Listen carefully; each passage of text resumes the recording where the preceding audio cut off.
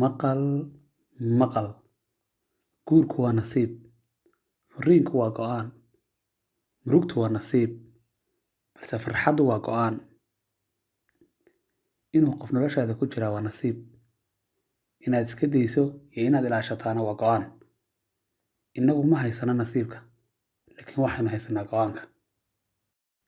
Noloshu waxay u egtahay fudayd markaynu ka hadlayno, adayg markaynu la tacaamulayno, xanuun markaynu ku noolnahay, daal markaynu ku soconno wadadeeda.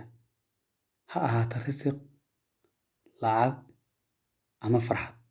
Xilliga ugu quruxda badan waa inaad gaarto ugu dambayntii wixii aad u samirtay. Allah inoo rumeeyo wixii aan doonayno.